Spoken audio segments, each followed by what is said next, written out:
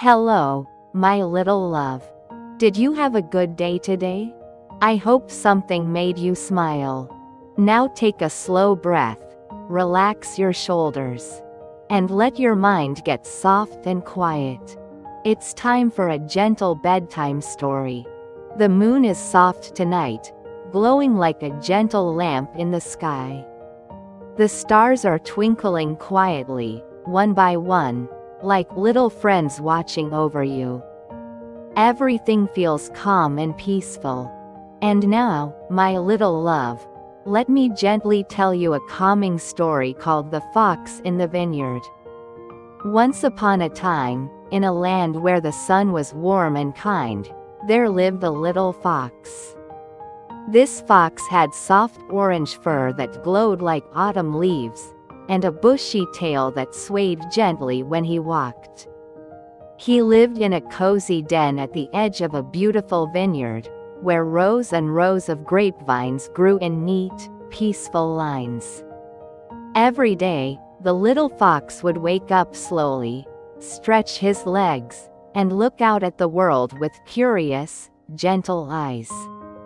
He loved the way the morning light touched the leaves, making them shimmer like tiny jewels. He loved the way the breeze moved softly through the vines, whispering quiet songs that only the plants could hear. One warm afternoon, when the sun was high and friendly in the sky, the little fox felt very hungry. His tummy made a soft rumbling sound, and he thought to himself, "I wonder what I could eat today." He walked slowly, his paws making no sound on the soft earth, until he reached the edge of the vineyard. There, between the wooden posts, he saw a small opening in the fence. It was just big enough for a little fox to squeeze through. And beyond that opening, he could see the most beautiful sight: bunches of grapes, round and purple and glowing in the sunlight, hanging like little lanterns from the vines. The little fox's eyes grew wide with wonder. "Oh," he whispered to himself, "those grapes look so sweet and delicious." He sat down for a moment, his tail curled around his paws, and he thought about what to do. The vineyard was quiet and peaceful, and no one was around. The grapes swayed gently in the breeze, as if inviting him to come closer. So the little fox stood up slowly, took a deep breath, and began to squeeze through the small opening in the fence. It was a tight fit, but he was patient. He moved carefully, inch by inch, until finally, with one last gentle push, he was inside the vineyard. He stood there for a moment, looking around with wonder. The rows of grapevines stretched out before him like a magical garden. The leaves made soft rustling sounds, and the air smelled sweet and fresh. The little fox walked slowly down one of the rows, his nose twitching as he took in all the wonderful scents. When he reached the nearest bunch of grapes, he stood up on his hind legs and carefully pulled down a few with his mouth. They were cool and smooth against his tongue, and when he bit into them, they burst with the sweetest juice he had ever tasted. He said softly, his eyes closing with happiness. He ate slowly, savoring each grape. The juice dripped gently down his chin, and he licked it away with his pink tongue. He moved from vine to vine, eating here and there, never taking too much from any one place. The afternoon sun warmed his back, and a gentle breeze kept him cool. Everything felt peaceful and right. Hours passed like soft clouds drifting across the sky. The little fox ate and rested, until his belly was full and round. He lay down in the cool shade beneath the vines, his eyes growing heavy with contentment. The leaves above him made gentle patterns of light and shadow, and he could hear the quiet hum of bees visiting flowers somewhere nearby. When he woke up, the sun was lower in the sky, painting everything in soft shades of gold and amber. The little fox yawned, stretched his legs, and stood up slowly. "It's time to go home," he said to himself. He felt happy and satisfied, ready to return to his cozy den. He walked back toward the fence where he had entered, his paws making soft padding sounds on the earth. But when he reached the opening, he stopped. He tried to squeeze through, pushing gently with his head and shoulders, but something was wrong. He couldn't fit through the gap anymore. The little fox stepped back and looked down at himself. His belly was much rounder than before, full of all the delicious grapes he had eaten. He tried again, more carefully this time, but it was no use. He was simply too full to fit through the small opening. He sat down and thought for a moment. The vineyard was still peaceful and quiet, and he felt no fear, only a gentle puzzlement. "What should I do?" he wondered aloud. A little butterfly landed on a nearby leaf, its wings opening and closing slowly, as if it were breathing. The little fox looked around at the vineyard. The grapevines swayed gently, and the evening light made everything look soft and dreamy. He realized something then, something quiet and true. He would need to wait here until his belly was smaller again. So the little fox found a comfortable spot beneath a particularly leafy vine, where the earth was soft and cool. He curled up, his tail wrapped around his nose, and he rested. The stars began to appear in the sky, one by one, like tiny candles being lit by invisible hands. Days passed peacefully. The little fox drank from a small stream that ran through the vineyard, and he ate nothing, allowing his body to rest and digest all the grapes he had enjoyed. He watched the clouds drift by during the day and counted stars at night. He listened to the quiet songs of birds and the gentle whisper of the wind. Sometimes, other small creatures would visit him: a robin with a bright orange chest, a rabbit with soft gray fur, a family of ladybugs walking in a line along a vine. They would sit with the little fox for a while, keeping him company in the quiet vineyard, and then they would go on their way. Slowly, gently, the little fox's belly grew smaller. He felt lighter each day, more like his old self. And one morning, when the dew was still fresh on the leaves and the world felt new and clean, he walked back to the opening in the fence. This time, when he tried to squeeze through, he slipped through easily, as if the fence were welcoming him home. He stood on the other side and looked back at the vineyard one last time. The grapevines waved gently in the breeze, and he felt a warm gratitude in his heart. "Thank you," he whispered to the vineyard, to the grapes, to all the quiet days he had spent there. Then he turned and walked slowly back to his den, where his cozy bed of leaves was waiting for him. From that day on, the little fox remembered something important: when we take what we need and no more, we can always find our way home easily. And when we are patient and gentle with ourselves, even when things don't go as planned, everything works out peacefully in the end. The night grows softer now, and the stars seem to shine a little brighter. Everything feels calm and safe, and now a new story begins, slowly and peacefully. Let me tell you about King Solomon's wisdom. Long ago, in a land where palm trees swayed gently in warm breezes and the desert sand glowed gold under the sun, there lived a king named Solomon. He was known far and wide for his gentle wisdom and his kind heart.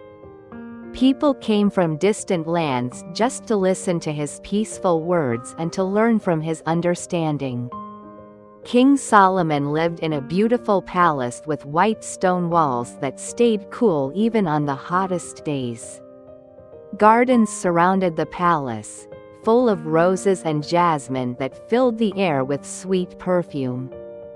Fountains bubbled softly, their water sparkling in the sunlight, and birds sang gentle songs from the branches of fig trees. The king spent his days listening to people who came to him with questions and concerns. He never rushed anyone. He would sit on his simple wooden chair, not a grand throne, and he would listen with patient, kind eyes. Sometimes he would nod slowly, and sometimes he would ask quiet questions, and always, he would think carefully before speaking. One peaceful afternoon, when the sun was beginning its slow journey toward the horizon, two women came to see King Solomon. They walked slowly through the palace gardens, their sandals making soft sounds on the stone path. When they reached the king, they bowed gently, and he smiled at them with warm eyes. "Welcome," he said softly. "Please, tell me how I can help you." The first woman stepped forward. She had kind eyes, but they were filled with sadness. "Great king," she said in a quiet voice, "I need your wisdom. This woman and I live in the same house. A few weeks ago, I had a baby, a beautiful little baby with tiny fingers and the sweetest smile." She paused, and the king nodded gently, encouraging her to continue. "3 days after my baby was born," the woman went on, "she also had a baby. We were both so happy, taking care of our little ones, singing to them, rocking them to sleep. But then, one terrible night, her baby became very sick and stopped breathing. It was very sad, and I felt great sorrow for her." The second woman stood quietly, her eyes on the ground. The first woman's voice became softer, almost a whisper. "But that night, while I was sleeping, she took my baby from beside me and put her baby in his place. When I woke up in the morning to feed my child, I found her baby there instead. My heart broke. Where was my little one?" Now the second woman looked up. "No," she said, but her voice was not angry, only sad. "The living baby is mine. The one who was sleeping beside you was my child all along. You are mistaken in your grief." King Solomon listened to both women with gentle attention. He watched their faces, he heard the trembling in their voices, and he felt the deep love each of them had in their hearts. For a long moment, he said nothing. He simply closed his eyes and thought, while the afternoon breeze moved softly through the open windows of the palace. The two women waited, their hands clasped together, their hearts beating with hope and fear. The birds outside sang their evening songs, and somewhere in the distance, a fountain continued its peaceful bubbling. Finally, King Solomon opened his eyes. "Bring me the baby," he said gently to his servant. A moment later, a young woman entered carrying a beautiful baby, sleeping peacefully in soft blankets. The baby's tiny mouth moved as he dreamed, and his little hands were curled into gentle fists. Both women stepped forward, their eyes fixed on the child, their faces full of longing. King Solomon looked at the baby with tender eyes. Then he turned to his servant and said, "Bring me a sword." The servant brought a sword, its blade catching the soft afternoon light. But the king held it gently, not with any force or threat. His voice remained calm and peaceful. "Since both of you claim this child," Solomon said slowly, "and since I cannot know for certain who is telling the truth, we will divide the baby in half. That way, each of you will have an equal share." The room became very quiet. Even the birds outside seemed to hold their breath. The second woman nodded slowly. "Yes," she said, her voice flat and tired. "If I cannot have him, then neither should she. Divide him." But the first woman gasped. Her eyes filled with tears, and she rushed forward, her hands outstretched. "No," she cried, but her voice was not angry, only full of desperate love. "Please, great king, no. Give the baby to her. Let her have him. Don't hurt him. Please, I would rather see him alive with her than anything happen to him. Please." King Solomon's face softened into the gentlest smile. He handed the sword back to his servant and held out his arms for the baby. "Now I know the truth," he said quietly. "The real mother would rather lose her child than see him harmed. Her love is pure and selfless." He turned to the first woman and placed the baby gently in her arms. "Take your son," he said. "He belongs with you. Your love for him has shown me the truth."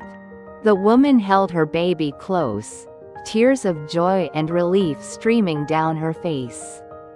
She whispered soft words of love to her little one, who opened his eyes and looked up at her with complete trust.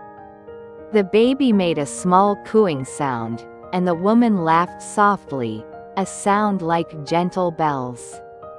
The second woman stood quietly for a moment, then bowed her head. "You are truly wise, King Solomon," she said softly. "I was lost in my grief and I acted wrongly. I am sorry." And King Solomon, in his gentle wisdom, nodded with understanding, for he knew that sorrow can sometimes cloud even the kindest hearts. The two women left the palace together, walking slowly into the golden afternoon. And from that day on, people spoke of King Solomon's wisdom with even greater respect. Knowing that true wisdom comes not from force or anger, but from understanding the depth of love in the human heart. The evening deepens now, and the world feels even softer. Rest your head, my little love, and let another gentle story drift into your mind. This one is called The Worker's Wages. In a small village surrounded by rolling hills and fields of wheat that swayed like golden waves, there lived a farmer. He was not rich and he was not poor, he had just enough. His fields stretched out under the wide blue sky, and every day he worked them with patient hands and a peaceful heart. The farmer had a small stone house with a red tile roof and a garden where vegetables grew in neat rows. He had chickens that clucked softly in their coop and a cow that gave sweet milk every morning. His life was simple and good, filled with quiet rhythms, planting in spring, tending in summer, harvesting in autumn, and resting in winter. One summer morning, when the sun was just beginning to warm the earth, the farmer realized he needed help. His wheat was ready to be harvested, and it was too much work for one person alone. So he walked to the village square, where workers often gathered in the early morning, hoping to be hired for the day. Several men stood there in the soft morning light, talking quietly among themselves. When they saw the farmer approaching, they turned toward him with hopeful eyes. "Good morning, friends," the farmer said with a gentle smile. "I need help harvesting my wheat. The work is honest and the day will be long, but I will pay each of you fairly." 1 silver coin for a full day's work. Who will come? 4 men stepped forward. They were strong and willing, their faces kind. We will help you, they said. So the farmer and the 4 workers walked together down the dusty road toward the fields. The morning air was fresh and cool, and birds sang cheerful songs from the trees. When they reached the wheat fields, the farmer showed them what needed to be done. Start here, he said, pointing to the first section of golden wheat. Cut carefully, bundle the stalks gently, and stack them neatly. Take your time and work at a steady pace. There is water and shade when you need rest. The men nodded and began their work. The sound of their scythes cutting through wheat was rhythmic and peaceful, like a quiet song. The sun climbed higher in the sky, and the workers moved down the rows, their movements smooth and practiced. At midday, when the sun was at its highest and warmest, the farmer returned to the village. A few more workers were there, men who had arrived late to the square.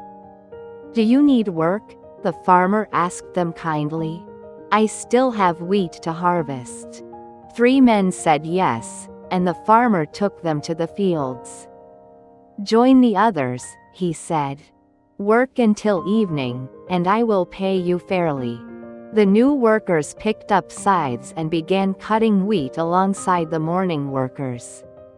Together they worked, sometimes talking quietly, sometimes singing soft work songs, sometimes simply enjoying the peaceful rhythm of the labor. Late in the afternoon, as the sun began its slow descent toward the hills, the farmer went to the village one last time. 2 more workers stood in the square, looking discouraged. They had been there all day, but no one had hired them. Come, the farmer said to them with a warm smile. There is still work to be done, even if only for an hour or 2. Come and help us finish. The 2 men's faces brightened with gratitude. They followed the farmer to the fields and began working, even though evening was near and the air was growing cooler. When the sun finally touched the horizon, painting the sky in soft shades of pink and orange, the farmer called all the workers together. You have all done good work today, he said. Now it is time for you to receive your wages. He asked them to line up, and then something interesting happened. Instead of starting with the men who had worked all day, the farmer began with the 2 men who had arrived last, who had only worked for an hour or 2. He placed 1 silver coin in each of their hands. Thank you for your help, he said warmly. The 2 men looked at the coins with surprise and joy. Thank you, sir, they said, their voices full of gratitude. You are very kind. Then the farmer moved to the 3 men who had worked since midday. He gave each of them 1 silver coin as well. They smiled and thanked him, pleased with their wages. Next came the 4 men who had worked since morning. They had seen the others receive 1 silver coin, and they expected to receive more, since they had worked longer. But when the farmer reached them, he placed 1 silver coin in each of their hands, just as he had done with all the others. One of the morning workers looked at his coin, then at the farmer. Sir, he said slowly, not with anger but with gentle confusion, we worked all day, from sunrise to sunset. We worked through the heat of midday and the tiredness of afternoon. But you have paid us the same as those who worked only 1 or 2 hours. Is this fair? The farmer looked at the man with patient, understanding eyes. My friend, he said softly, did we not agree on 1 silver coin for your day's work? Did I promise you that wage? Yes, the man said, nodding slowly. And have I given you exactly what I promised? The farmer continued gently. Yes, the man admitted.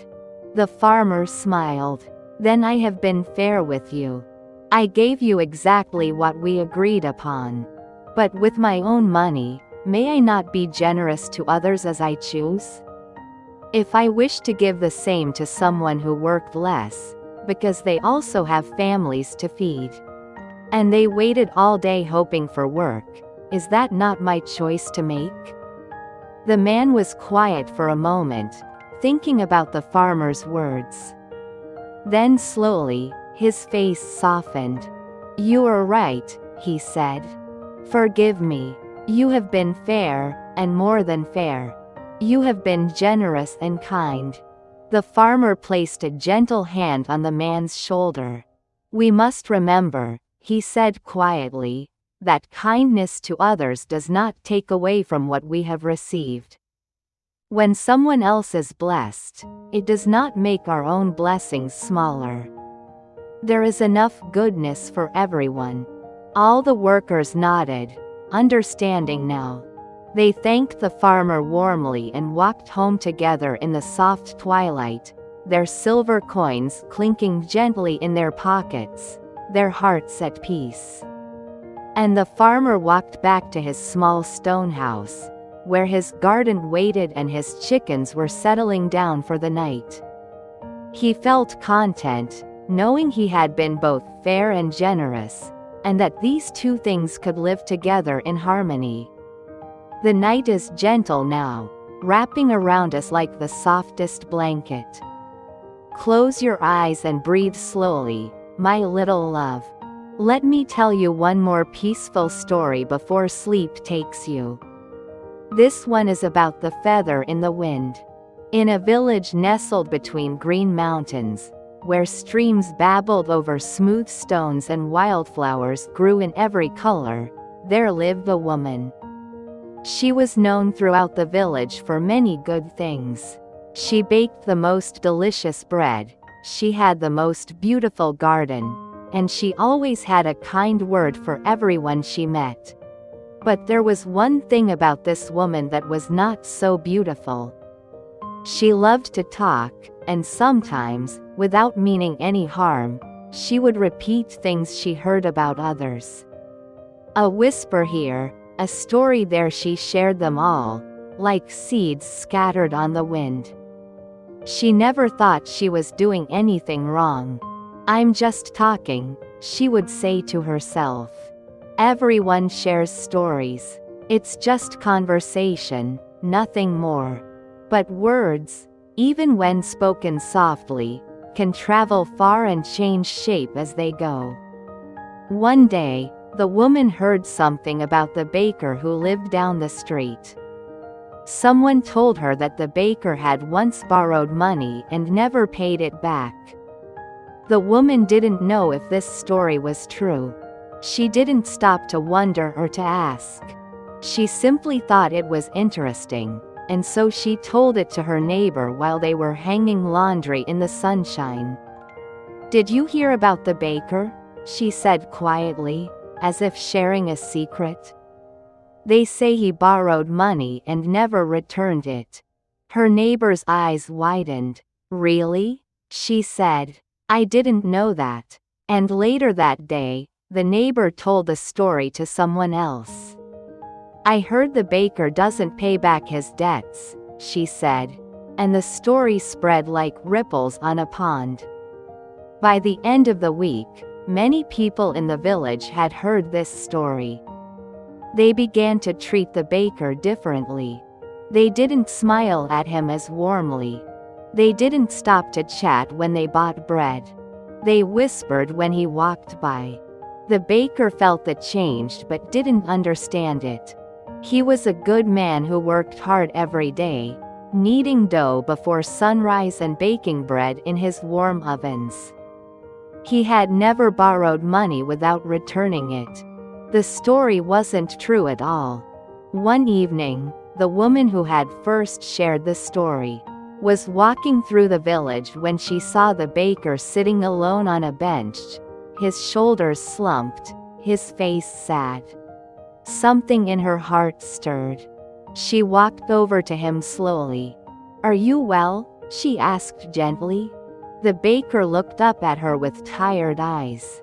"I don't understand what has happened," he said quietly. "People in the village treat me differently now. They avoid me. They whisper. But I don't know what I've done wrong." The woman's heart sank. In that moment, she realized the truth. The story she had told, the words she had spoken without thinking, had traveled and grown and hurt this kind man. She felt a deep sadness and regret. "I am so sorry," she whispered, tears filling her eyes. "I fear I may have said something untrue about you, and it has spread. I didn't mean to cause harm.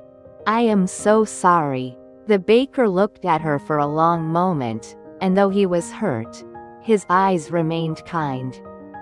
"Thank you for telling me," he said softly. "But how can this be undone? How can we gather back the words that have scattered through the village?" The woman didn't know what to say. She went home that night feeling heavy and sad. She couldn't eat. She couldn't sleep. She sat by her window, watching the stars and wondering how to fix what she had broken. The next morning, she went to visit the wisest person in the village, an old teacher who lived in a small cottage at the edge of town. The teacher was very old, with silver hair and eyes that held both kindness and deep understanding. "I have done something wrong," the woman told the teacher, her voice shaking. "I spread a story that wasn't true, and it hurt someone. How can I make this right? How can I take back my words?" The teacher listened quietly, nodding slowly. Then she said, "I will help you understand. But first, you must do something for me. Go home and fetch your softest feather pillow." The woman was confused but did as she was told. She brought back a pillow filled with the softest down feathers, light as clouds. "Now," the teacher said gently, "take this pillow to the top of the hill outside the village. When you get there, tear it open and shake out all the feathers. Let the wind take them." The woman climbed the hill slowly, holding the pillow. When she reached the top, where the wind blew freely, she tore open the pillow. Hundreds of tiny white feathers burst out, caught by the breeze. They flew in every direction. Some went north, some south, some east, some west. They danced and swirled and scattered across the land, disappearing into the distance. The woman watched until every feather was gone. Then she walked back down to the teacher's cottage. "I have done what you asked," she said. The teacher nodded. "Good. Now, go back and gather all the feathers. Bring them back to me." The woman stared at the teacher. "But that's impossible," she said. "The feathers have scattered everywhere. The wind has carried them far away. I could never find them all. I wouldn't even know where to begin." The teacher looked at her with gentle, sad eyes. "Now you understand," she said softly. "Words are like those feathers. Once they leave your mouth, they scatter on the wind. They go places you never intended. They change as they travel. And you can never gather them all back." The woman felt tears roll down her cheeks. "Then what can I do?" she whispered. "You can go to the baker and apologize sincerely," the teacher said. "You can tell the truth to everyone you speak with from now on. You can be careful with your words, treating them as precious things that have power to help or to harm. And you can forgive yourself, learning from this mistake so that you grow wiser and more careful." The woman nodded slowly. "I will," she promised. And she did. She went to the baker that very day and apologized with her whole heart. She told others in the village that the story wasn't true, that she had spoken without knowing, and that the baker was a good and honest man. Slowly, people began to treat the baker kindly again. But more importantly, the woman changed how she spoke from that day forward. Before repeating anything she heard, she would pause and think, is this true? Is it kind? Is it necessary? And if she couldn't answer yes to all three questions, she would keep the words to herself, like keeping feathers safe inside a pillow. The village became a gentler place because of the lesson she learned. And sometimes, on windy days, when she saw feathers or seeds floating on the breeze, she would remember that moment on the hill, and she would smile quietly, grateful for the wisdom she had gained. The moon is high now, shining softly through your window. Everything is peaceful and still. Let another gentle story carry you deeper into rest. This one is called Who Took the Money? In a busy town where merchants sold beautiful cloth and bakers filled the air with the smell of fresh bread, there lived a wealthy merchant. He was fair and honest in his business, and he employed many people in his shop. One of his most trusted workers was a young man who had served him faithfully for many years. The merchant stored his money in a small wooden box that he kept in a locked room. Only he and his most trusted worker knew where the key was hidden, and only they went into that room to count money or add coins to the box. One morning, the merchant went to the room to get some money to pay for a shipment of silk from a distant land. But when he opened the box, his heart sank. A large bag of gold coins was missing. He counted once, then twice, then a third time. There was no mistake, the gold was gone. The merchant sat down slowly, feeling confused and sad. Who could have taken the money? The only other person who could enter the room was his trusted worker, the young man who had been with him for so many years. He called the young man into his office. The worker came in with a cheerful smile, not knowing what was wrong. "Sit down, please," the merchant said gently. His voice was not angry, but it was serious. The young man sat, and his smile faded when he saw his employer's troubled face. "What is wrong, sir?" he asked. "A bag of gold is missing from the money box," the merchant said quietly. "Only you and I have access to that room. I did not take it. So I must ask you, did you take the gold?" The young man's eyes widened with shock. "No, sir," he said quickly. "I would never steal from you. You have been kind to me, you have taught me, you have trusted me. I swear I did not take the gold." The merchant looked into the young man's eyes for a long time.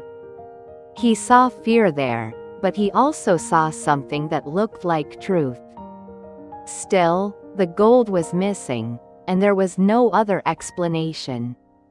"I want to believe you," the merchant said slowly. "But the facts are clear. Perhaps you needed the money for something urgent? If you tell me the truth now, we can work together to solve this." "Sir, I am telling the truth," the young man said, his voice breaking. "I did not take the gold. I don't know who did, but it wasn't me. Please believe me." The merchant didn't know what to do. He felt torn between his trust in this young man and the evidence before him. Finally, he said, "I need time to think. Go back to your work for now." But in his heart, the merchant felt doubt growing like a shadow. Over the next few days, he watched the young man carefully, looking for signs of guilt or deception. The young man worked as diligently as always, but there was sadness in his eyes now, and the joy had left his face. The young man felt the weight of his employer's suspicion, and it hurt his heart deeply. He knew he was innocent, but how could he prove it? He lay awake at night, thinking and worrying, praying that the truth would somehow come to light. One evening, about a week after the gold had gone missing, the merchant decided to seek wisdom. He went to visit a wise judge who lived in the town, a man known for his understanding and his ability to see truth clearly. The merchant explained everything: the missing gold, the locked room, the only two people who had access, and the young man's firm denial. The judge listened carefully, his fingers steepled together, his eyes thoughtful. When the merchant finished speaking, the judge was quiet for a long time. "Tell me," the judge finally said, "about your worker. What kind of man is he?" "He has been with me for 7 years," the merchant said. "He has always been honest, hardworking, and loyal. I have trusted him with my business and even with my personal affairs. Until now, I never had any reason to doubt him." "And has anything changed in his life recently?" the judge asked. "Does he have debts? A family emergency? Any reason to suddenly need money?" The merchant thought about this. "No," he said slowly. "His life has been steady and quiet. He lives simply and seems content." The judge nodded. "And the missing gold, was the box damaged? Was the lock forced? Was there any sign of breaking in?" "No," the merchant admitted. "The box was closed properly. The room showed no signs of disturbance. It was as if the gold simply vanished." "Interesting," the judge said softly. He stood up and walked to his window, looking out at the evening sky. "I believe I can help you discover the truth. But you must trust me and do exactly as I say." "I will," the merchant promised. The judge smiled gently. "Tomorrow, bring your worker to me. Tell him only that I wish to speak with him about a different matter, nothing about the gold." "Can you do this?" The merchant nodded, though he was confused. The next day, the merchant and the young man went to the judge's house together.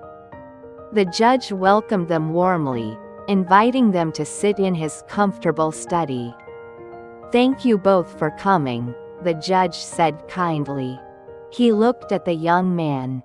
"I understand you work for this good merchant.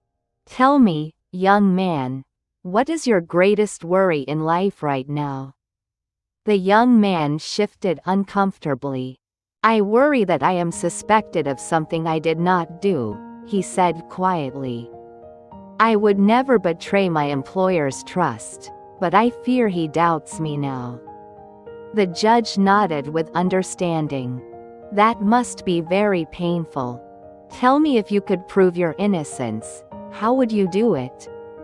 "I don't know," the young man said, his voice full of sadness. "The circumstances seem to point to me, even though I am innocent. I can only speak the truth and hope that somehow it will be believed." The judge studied the young man's face for a long moment. Then he turned to the merchant. "And you, my friend, tell me this: has anyone else been in your home or shop recently? Someone who might have seen where you keep the key?" The merchant thought hard. "Well," he said slowly, "my nephew visited 2 weeks ago. He stayed for a few days. He's a good boy, but curious. He wandered around the shop quite a bit." "And could he have seen where the key was hidden?" the judge asked gently. The merchant's eyes widened. "Perhaps yes, it's possible. The key was in my desk drawer.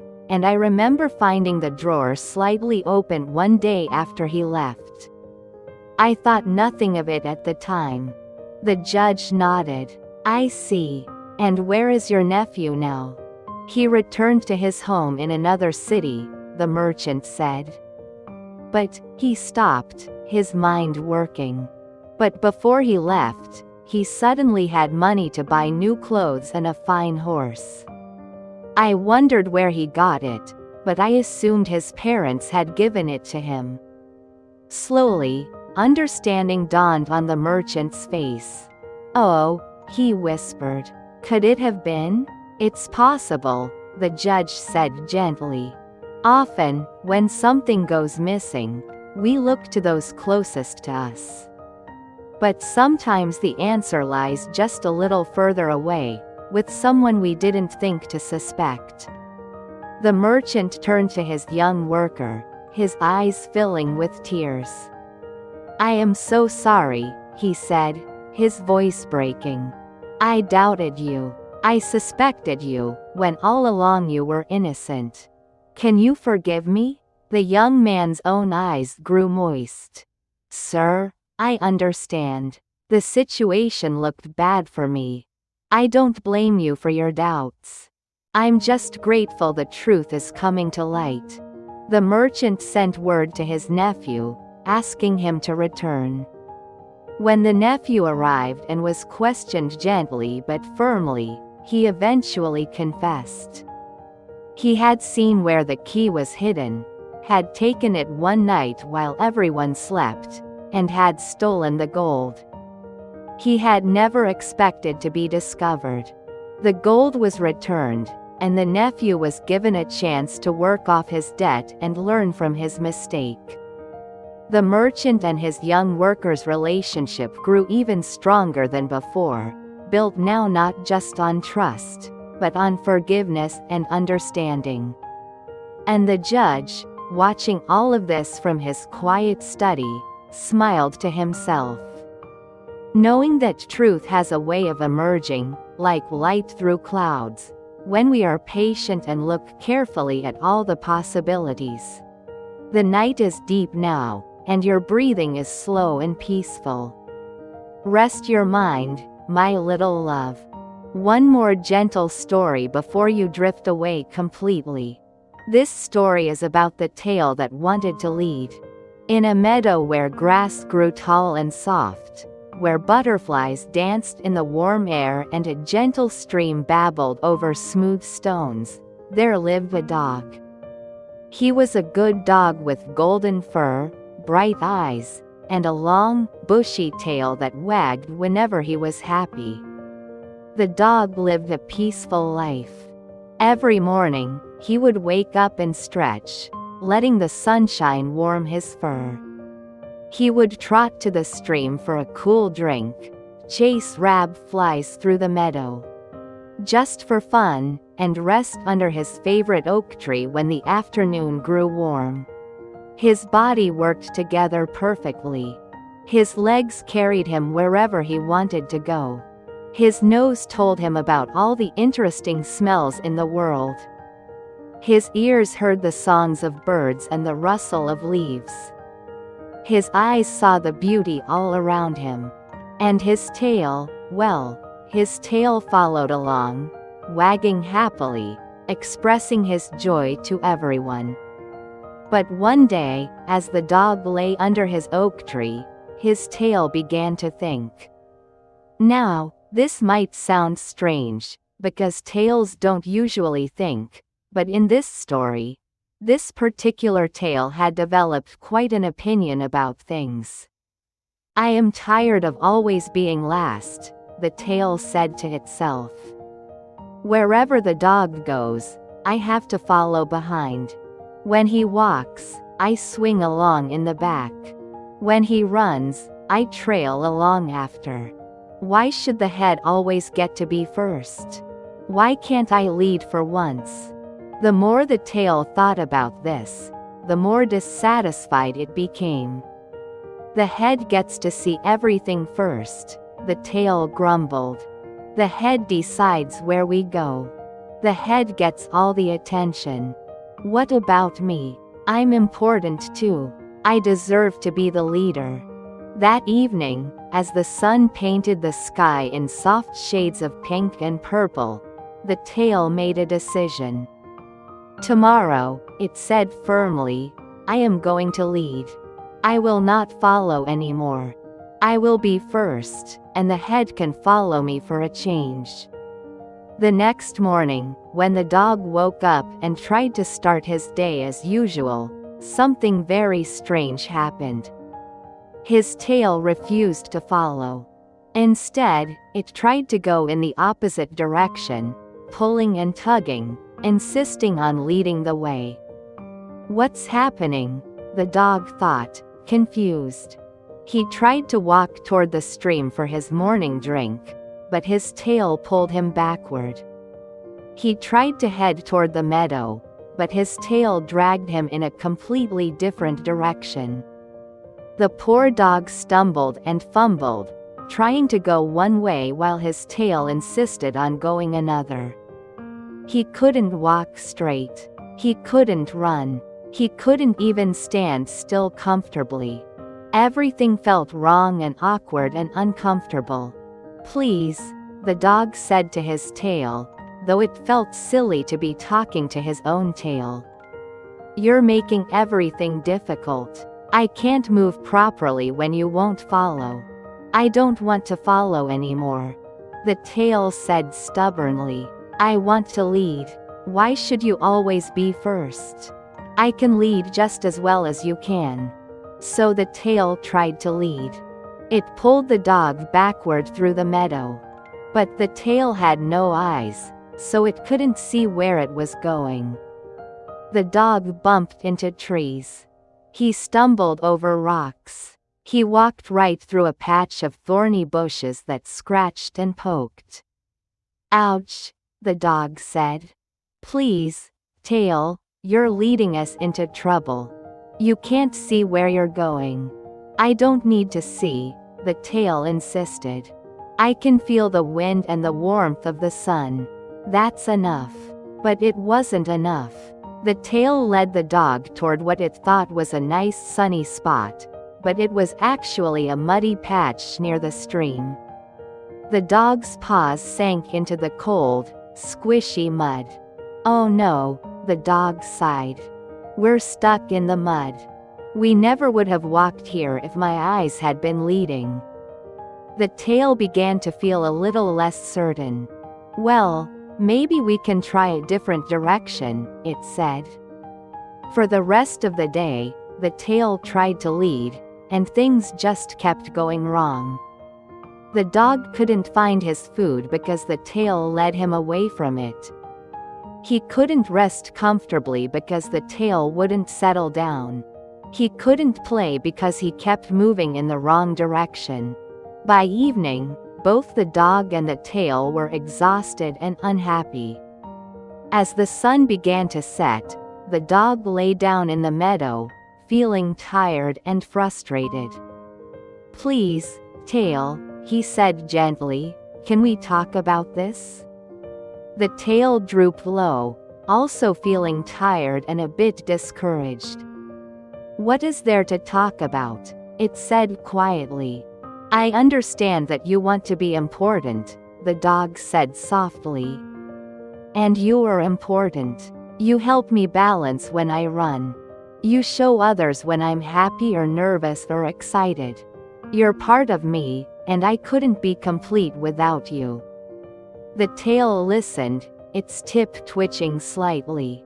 But, the dog continued gently, we each have our roles. The head has eyes to see danger and opportunities.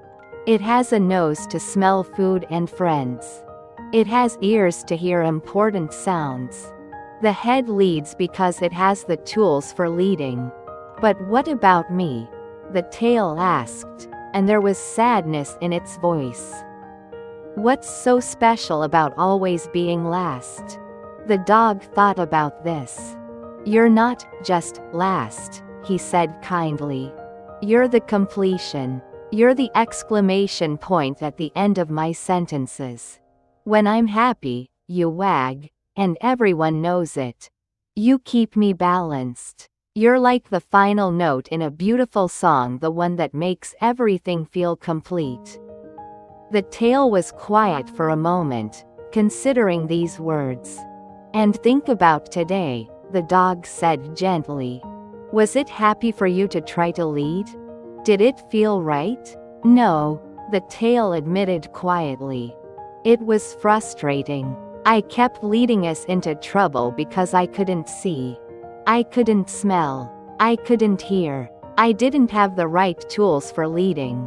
I just wanted to feel important. You are important, the dog said warmly.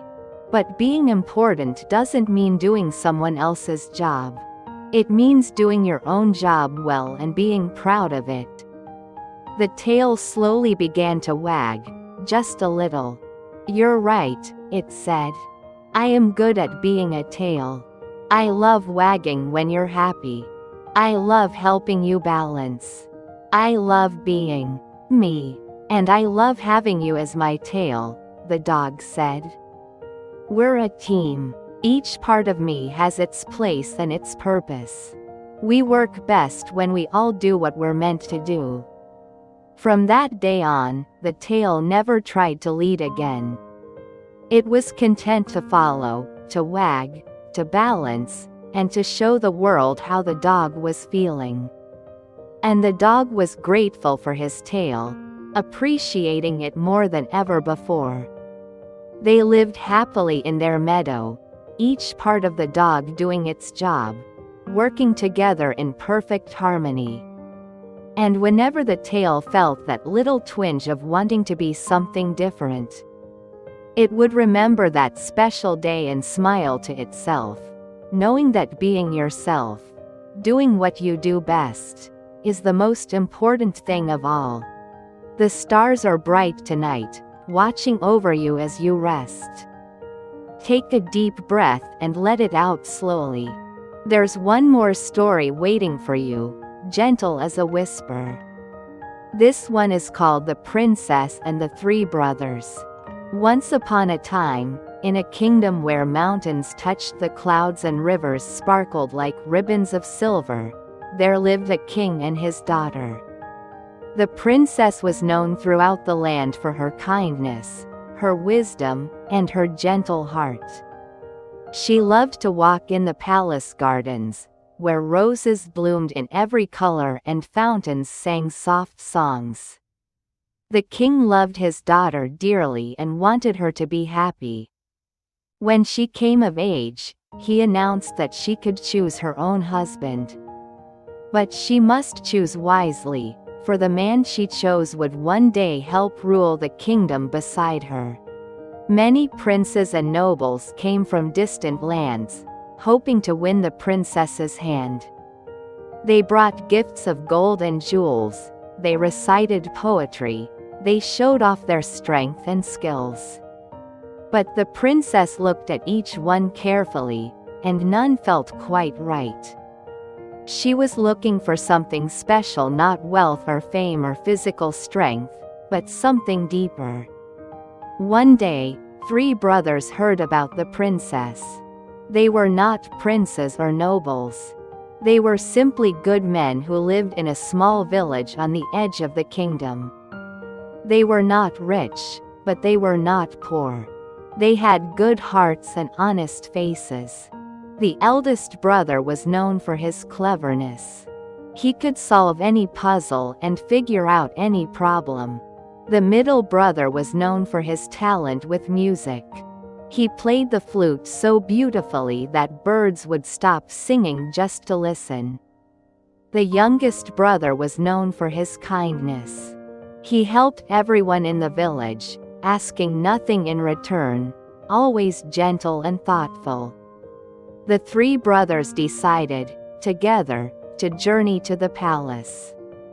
Even if the princess doesn't choose any of us, they said, the journey will be an adventure, and we'll support each other along the way. They walked for many days, through forests and across meadows, over hills and beside streams. They helped each other when the path was difficult and shared their food when they were hungry. They talked and laughed and told stories under the stars. When they finally reached the palace, many other suitors were already there, dressed in fine clothes and looking important. The three brothers, in their simple clothing, felt small and ordinary. But they had come all this way, so they stayed. The king welcomed everyone warmly. "My daughter will meet each of you," he announced. "She will decide in her own time and in her own way. She asks only that you show her who you truly are." One by one, the suitors went to meet the princess. The three brothers waited patiently, watching as princes showed off their jewels and nobles boasted about their lands. Finally, it was the eldest brother's turn. He walked into the garden where the princess sat beneath a willow tree. She smiled at him gently. "Tell me about yourself," she said. The eldest brother could have bragged about his cleverness, but instead he spoke honestly. "Your Highness, I am not a prince. I am a simple man from a village. But I love to solve problems and help people think through difficulties. I believe wisdom is not about being the smartest, but about using what you know to help others." The princess listened with interest. "That is very wise," she said softly. "Thank you for your honesty." Next came the middle brother. The princess asked him the same question. "Your Highness," he said gently, "I play music. But I don't play to show off or to win praise. I play because music can bring comfort when people are sad, joy when they are happy, and peace when they are troubled. I believe gifts are meant to be shared, not hoarded." The princess's eyes brightened. "That is beautiful," she said. "Thank you." Finally, the youngest brother came. He was nervous, his hands trembling slightly. The princess noticed and spoke to him with extra gentleness. "Please, sit down," she said. "Don't be nervous. Just talk with me." The youngest brother sat on a stone bench near the princess. "Your Highness," he began, "I have no special skills like my brothers. I'm not particularly clever or talented. But I try every day to be kind. I help my neighbors, I care for animals. I try to make the world around me a little gentler and better." The princess was quiet for a moment, then she smiled the warmest smile.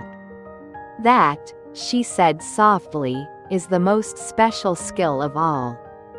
Over the next few days, the princess spent time with many suitors. But she kept thinking about the three brothers. She noticed how they supported each other, how they treated the palace servants with respect, how they found joy in simple things, like watching the sunset or listening to the garden birds. One evening, the princess went to her father. "I have made my choice," she said. The king raised his eyebrows. "Already? Which prince have you chosen?" "Not a prince," the princess said gently. "I choose the youngest of the three brothers from the village." The king was surprised. "But my daughter, he has no wealth, no title, no kingdom to offer you." The princess smiled. "He has something better, father. He has a kind heart, a gentle spirit, and the wisdom to value people over possessions. He treats everyone with dignity. He works together with his brothers, showing loyalty and love. These are the qualities of a true leader."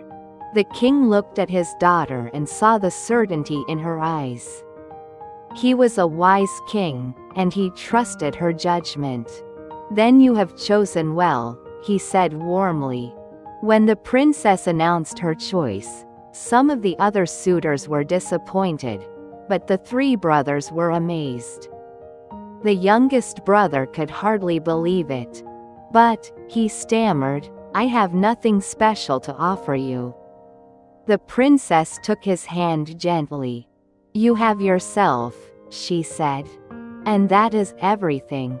The wedding was a joyful celebration, simple but full of love. The two elder brothers stayed in the kingdom and became trusted advisors, using their cleverness and talents to serve the people. The youngest brother and the princess ruled together with kindness and wisdom, and the kingdom prospered not because of wealth or power, but because of the gentle, caring way they treated everyone. And they all lived happily, peacefully, in the kingdom where mountains touched the clouds and rivers sparkled like silver ribbons. Reminding everyone that the truest treasures are found not in gold or jewels, but in kindness, honesty, and love. You did well today, my little love. Now let your eyes grow heavy, and let the night wrap around you like a soft blanket. Sleep well, sweet dreams, and rest deeply.